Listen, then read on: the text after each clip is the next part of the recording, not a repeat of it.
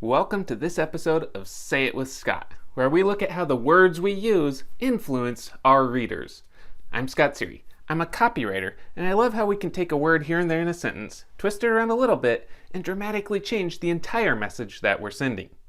This episode is brought to you by Strategic Advisor Board and by my company, Sery Content Development. Today we want to look at some of the more unconventional ways to draw those readers in. If you have a very good platform and a very good readership already, we don't have to tweak these things around quite as much. But if you have a minimal reach, you need something that's going to spark some interest and get people talking about you. One of the best ways you can do that is to break some of those literary rules that somebody made up along the way. My favorite example of this is from Winston cigarettes back in the 1950s. Back then, people spoke a little more formally. So if they're making a comparison, they would say as quick as a cheetah instead of quick like a cheetah. It's a subtle little tweak that has become part of our everyday vocabulary now, but it wasn't back then. So they came out with this ad slogan that said, Winston cigarettes, taste good like a cigarette should. It should say, taste good as a cigarette should. That little bit of a tweak got people talking about them and dramatically just exploded their popularity. So find a weird grammar rule that you can break, but the meaning stays the same, and get people talking about what you have to offer. Another way you can do this that's a little bit riskier is to create this ad, really great looking ad, but then change a word, misspell a word intentionally. People love to point out grammar and spelling errors, so it's going to generate all this buzz around your ad because you intentionally misspelled a word. The problem is some of these can actually have a negative impact, so you might want to use them sparingly or maybe not even at all.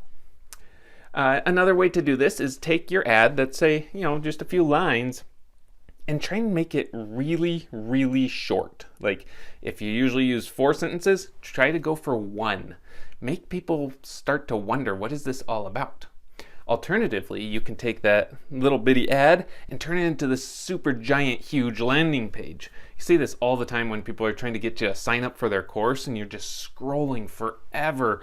I've copied and pasted those from a website into a Word document. They're something like 10,000 words long. They are absolutely obnoxious long, but they work because now I'm scrolling and I'm scrolling and I'm reading some of the little highlighted bits that come along, and as long as your main points are right there in those headings that people see, they get the information. Now they feel like they've accomplished and they really need to sign up for your program because they just scrolled through 10,000 words.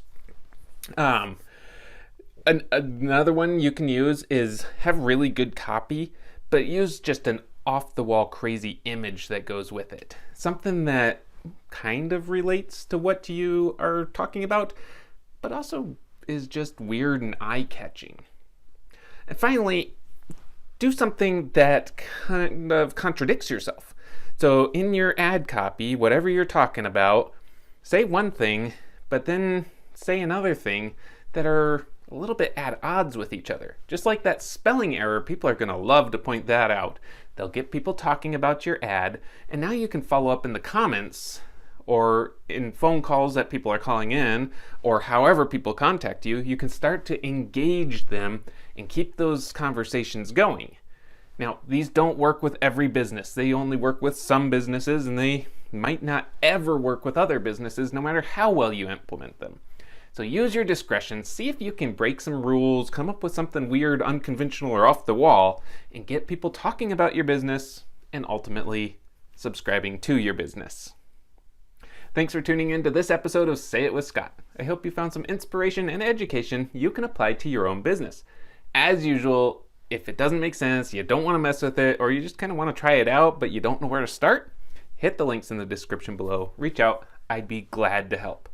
Before you go, like, comment, and subscribe so you get notifications every time Strategic Advisor Board posts great new content. With that comment, leave your off-the-wall copy idea, and let's see if we can make it happen.